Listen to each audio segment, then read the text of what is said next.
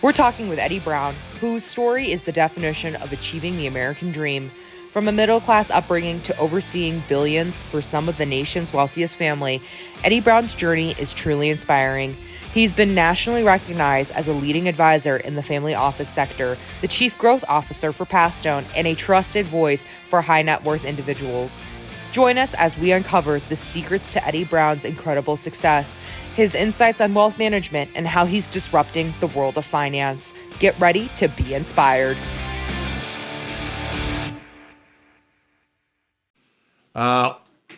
Today I'm particularly excited because I've got a good friend in front of me. His name's Eddie Brown, Chief Growth Officer of Pathstone Love that. Family Love Office. that, Bruce. Yeah. The reason why I'm so passionate about this is it's similar to what we do in our day jobs, is what I always call it. And there's been this great movement towards family offices, and we'll dive into that a little bit later. But Eddie's been a friend of mine through some interesting times, and I'm so excited to tell his story about not just you personally, because that's where I feel, We have a close to deep you. connection. We Correct. absolutely do. Yeah. And friendship, but to talk at a very high level and at a micro level, but where the industry is going. So Eddie, first of all, thanks for coming. Oh, it's awesome Thanks to for be being here. This is an incredible set, and congratulations on Disruptors. This is incredible. Well, Yeah.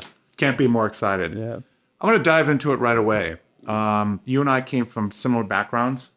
We were your proverbial Wall Street guys. Oh, yeah. Men. Boring, conservative. We loved it, though. Yeah, we Suits, did.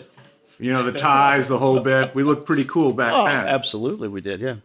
Just kind of guide us through a little bit of your career, because it's going to explain the evolution of where you've come from and where you are today. So first of all, just walk me through just 5 minutes. Yeah, Bruce, happy to do that. And, it was a typical kind of traditional going through college. You need to get a job, right? When you get out of college. And I didn't know if it was going to be financial services or what it would be, but landed a job in a bank. And in that bank, became a private banker, enjoyed that, enjoyed the relationship side of it. Started to learn about trust and estates and all these fancy acronyms like, the ILIT and all these different strategies. I was like, this is pretty cool. I can actually do this. And then joined Smith Barney and Smith Barney Citigroup, a major institution at a wirehouse. And I knew I was never done, but the thing I always have loved about our industry is it's a people business and it's a trust business. So after working through Smith Barney, had the opportunity to work for Fidelity. And then before joining Pathstone, I was with Schwab and built out their family office business. So I've always had this entrepreneurial itch inside of large corporations. And finally, I was able to scratch that itch with a company that I have admired deeply since they launched in 2010. And it's a pleasure to be here. This makes me happy just seeing this on the board. Oh, that's cool. Yeah. Schwab, just for a moment, how big were they when you started, and you left them in pretty good state? Yeah. They're fairly large organizations. Well, Schwab wasn't known for the ultra high net worth business. Correct.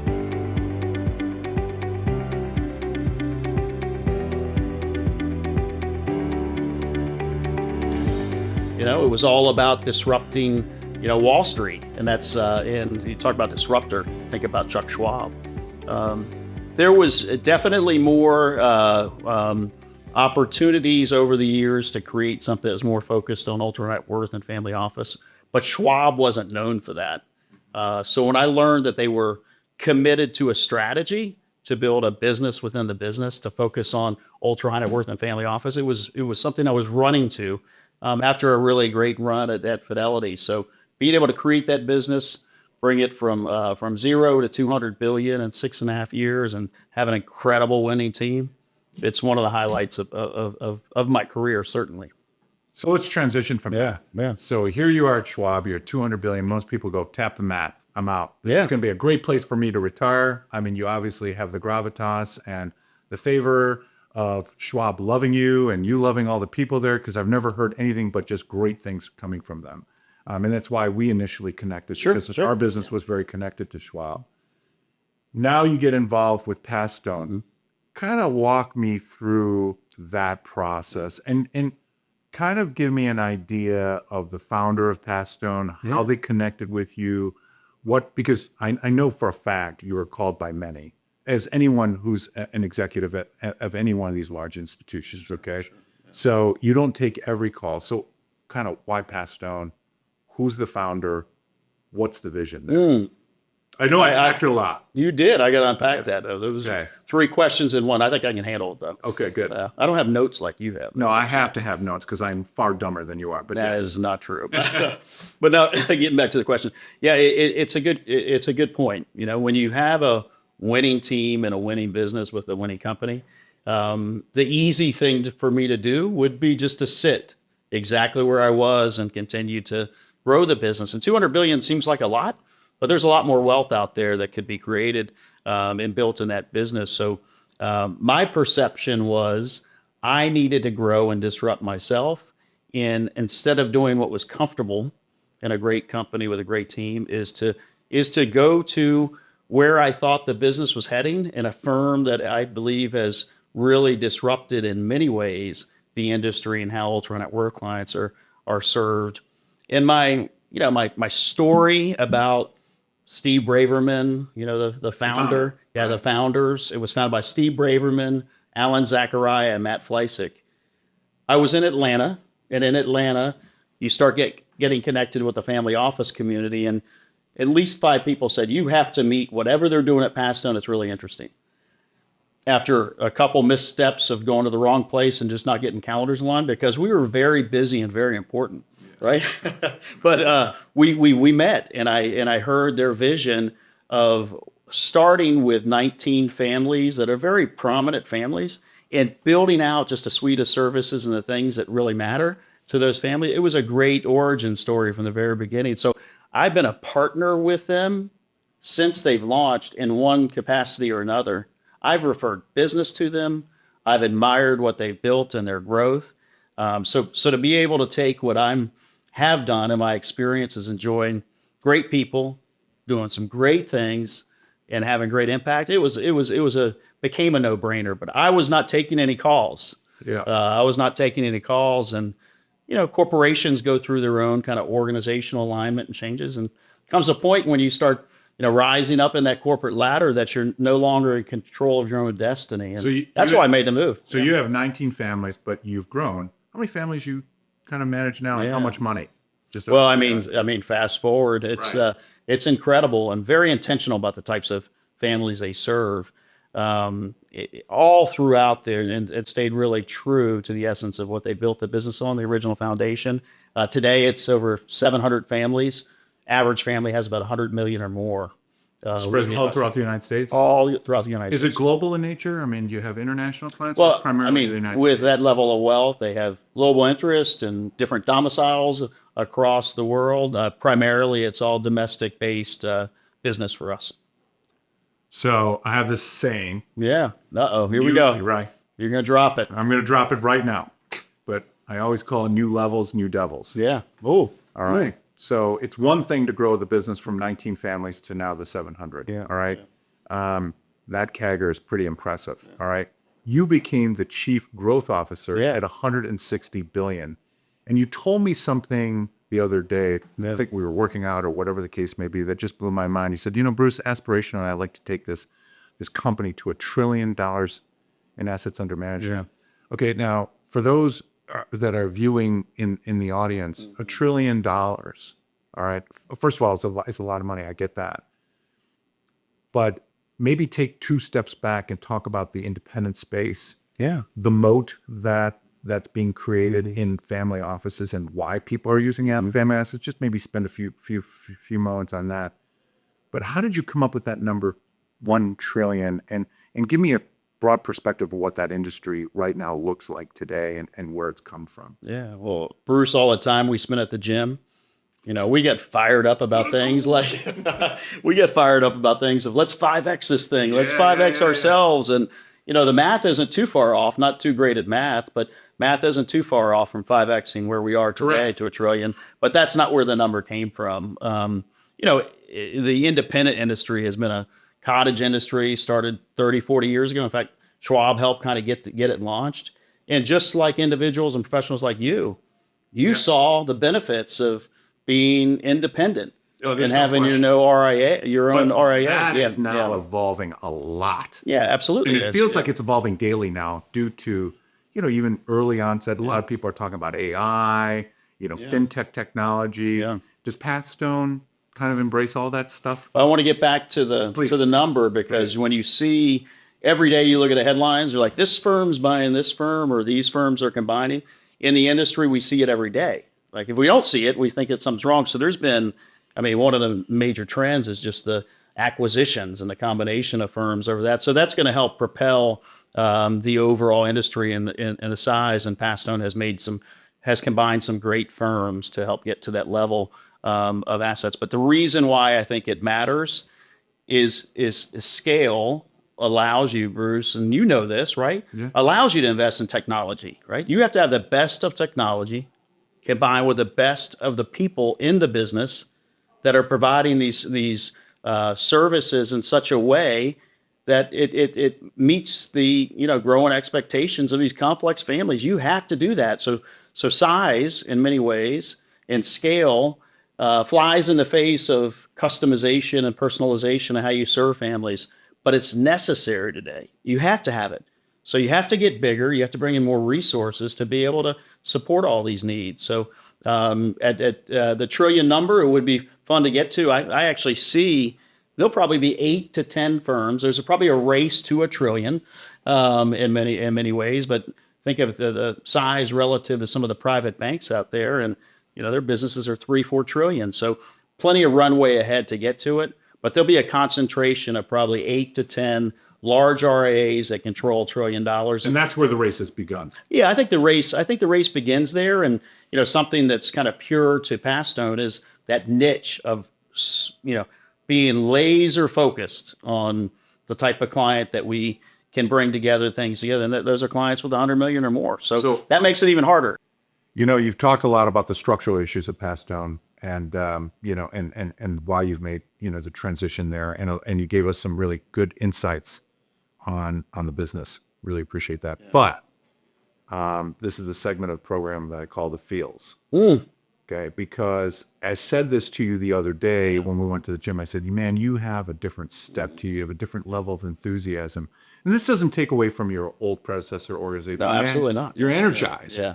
So, I am of the belief that if you don't walk into your career with a sense of enthusiasm, with a sense of passion, then it's just a job. So I wanted you to kind of talk a little bit about kind of your feels, man. Like, getting deep here. Well, you've talked about a few things that I never thought of before. One, you have an executive coach, and I thought, okay, I have a trainer for the workouts. Yeah. But you talked about, your coaching is such a pivotal area on how you think about leadership.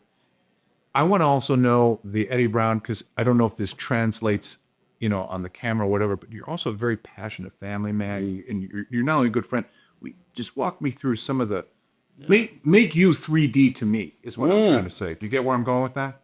This is like taking a relationship to the next level. Yeah, it is, but for sure.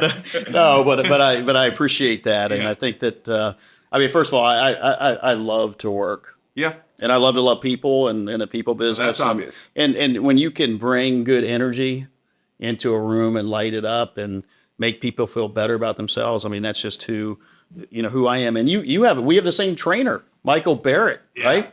And you have him with you for accountability, for techniques, all of these different things. So, why would you not?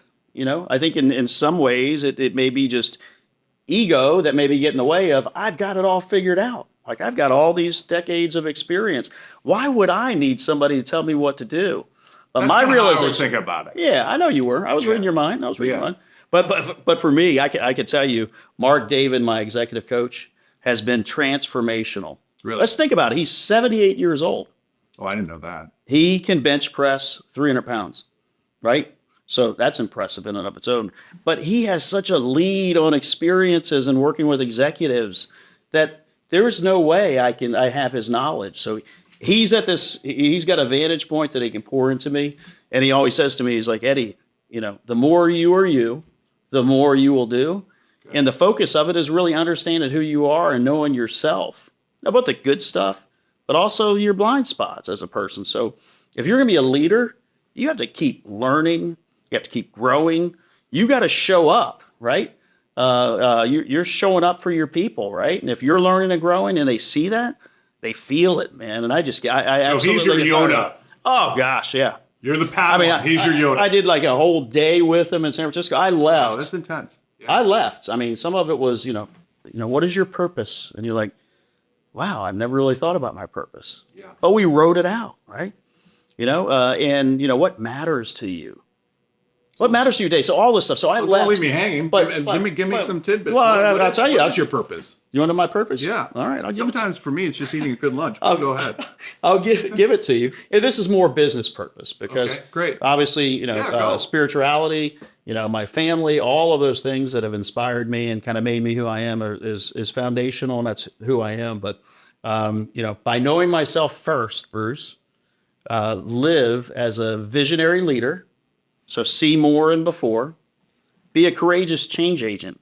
And it's hard when you're corporate America to be a change agent, right? I'm going to put you on the spot a little bit. Oh, come on. Okay, now I'm just telling you right now. All right. Are there any inspirational individuals, speakers, quotes that you would that come to mind that kind of keep that energy level high? I know we didn't talk about this, but is there anybody out there like any quotes? I mean, give me one that you get up in the morning, you go, boom, I'm in. Yeah. I mean, I'm going to go with Vince Lombardi, right? Okay. Winning is not a one-time thing; it's an all-the-time thing, right? I think that is just a great quote, and it's talking about winning is a habit, right? Unfortunately, so is losing. I don't want to lose, right? I want to win. I want to be our winners, and there's two reasons why I love this one from Vince Lombardi. First of all, he was a coach of my team, who's still in the running, the Washington Commanders / Redskins, which I'm excited about. No. I'm excited. I know. Just only talked about it 100 times. I know. Okay. But the other thing is, my dad passed away 2017, and when he passed, he had that quote in his office, and Terrific. I should laminate it or something. It looks, like it's, been around for 40, 50 years, but I have it with me when I open up a new office. I have it there with me, and I just love that. And he's inspired me. John Maxwell, leadership guru, right? He's 78 years old, man. That guy gets fired up every day. He's going to write 100 books. Love that. Have you met him? No. Have you read any of his books? No. Do you read it all? No. Okay, great. but he both on the spiritual side as well as on the leadership side, man, he is incredible. I listen to this podcast every day. Eddie, I want to segue to something in Fields, because you said something to me a while back that you did, and I didn't really quite understand it, but when you did it, it was transformational, and I think it was a big pivot. Remind me, it was called 75 hard. 75 hard. Yeah. What is 75 hard? Just walk through that with me for a minute. And why was that so transformational for you and your family? Yeah. It impacted me too as well. Yeah, it came, and look, my reverse mentor, one of my best friends, and somebody that inspires me is my son, Nick Brown. And you've met Nick. Yeah, Nick at around the gym, and he said, "Dad, we got to do this 75 hard thing." And I was like, "Well, tell me what it is." And he goes, "Well, it's 2 workouts a day, different, 45 minutes on the inside, 45 minutes outside. You got to read, you got to stop drinking alcohol. And I was like, this sounds just awful, right? It's probably why I avoided you for 75 days. Yeah. So I was concerned, and I remember the day I was in the pool with my wife and son, and Nick looked at my wife, Wendy, who's awesome. She's always been a great supporter of everything. And she said, "Nick, I'm not sure Dad will do it." And I thought, for sure, maybe it's because I travel on business and have a drink here or there. And she said, "No, Dad, he won't be able to get home in time to do a second workout."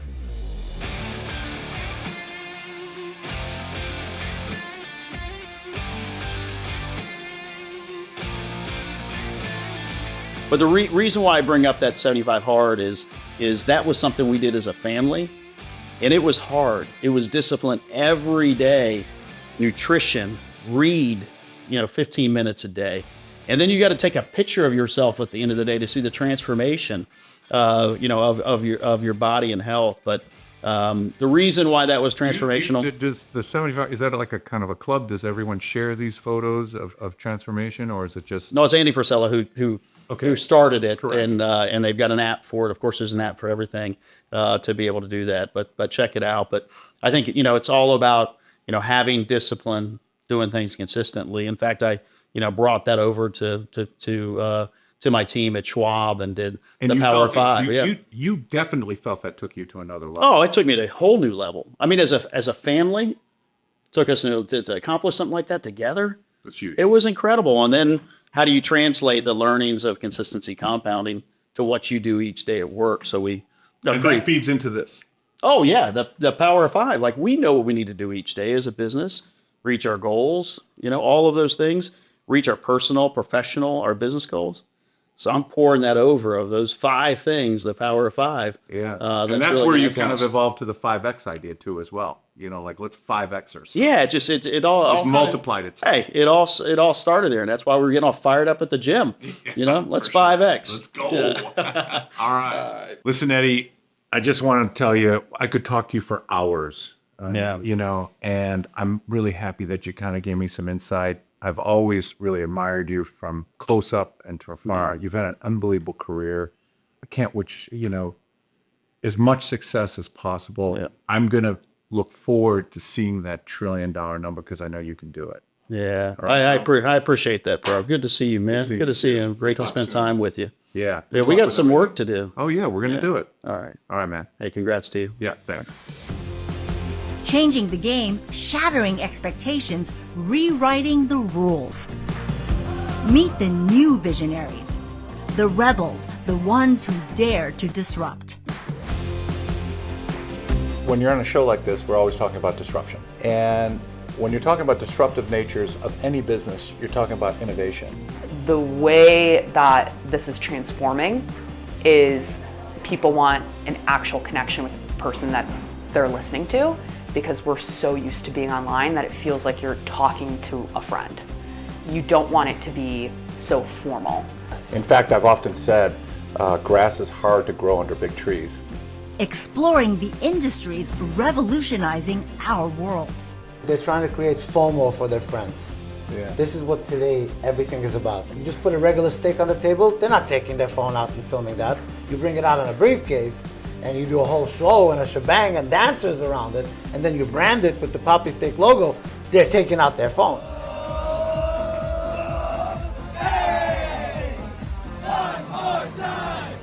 The it factor for me, for you, and I'll dive right into it right away, is to me, you made golf approachable. The more you think about the result, less the reason why, the more it happens in a way that I've realized that ain't it, bro. Tech, retail, hospitality, fintech, AI, no sector is safe. We want to get to know these people, and so these conversations are conversations that we want to have, and the audience gets to come along with us. Just said fall 7 times, I rise just had a 8. short circuit. All right, you know what I'm saying? I'm keeping a little Asian here. Thank you for that. A little, A little Asian, but a lot street. Look at that hoodie, bro. Yeah, You I came love that. correct. Well, no, I'm just saying.